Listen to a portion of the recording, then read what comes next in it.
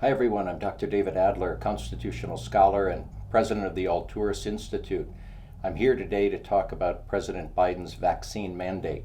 A number of you have written over the last couple of weeks asking, is this legal and constitutional? The answer is absolutely yes. This is actually a two-part question. The first part is whether or not government has the authority to require vaccines. The answer is yes, it has. And in fact, in 1904, the United States Supreme Court in Massachusetts versus Jacobson held that, in fact, government does possess the authority to require people to obtain immunization for smallpox. And for the better part of a century now, that case has stood as a landmark decision.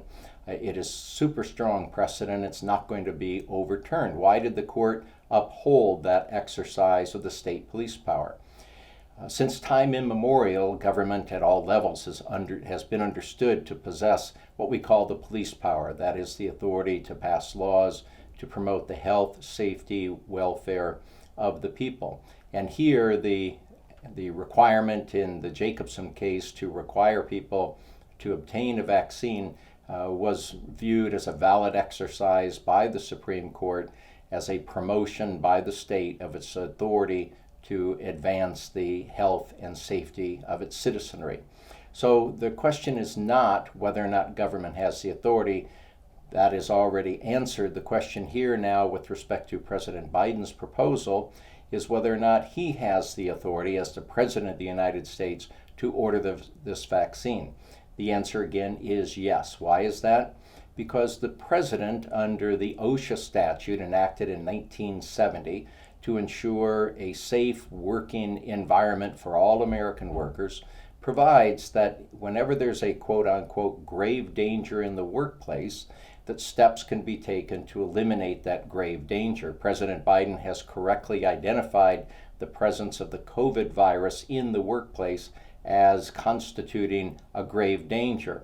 And so he's ordered OSHA to draft the necessary regulations. This is going to take weeks and perhaps a couple of months before it can be implemented. But who is to doubt whether the COVID virus represents an emergency to the health and safety of workers? Nobody can. After all, if this doesn't represent a grave danger, what does? Open bottles of acid lying around in the workplace, asbestos dripping into workers' coffee and tea. Certainly this does represent a grave danger, and President Biden is on solid ground in issuing this order. It will go a long way to protecting American workers, and let's face it, the only way that our country is going to get on top of this COVID crisis is for Americans to accept the vaccine. That way we can restore some sense of normalcy in our schools, in our economy, and across our society. This is part and parcel of our duty to one another to behave responsibly to promote the health and safety of Americans everywhere. Thanks for joining us. I'm Dr. David Adler with the Alturas Institute.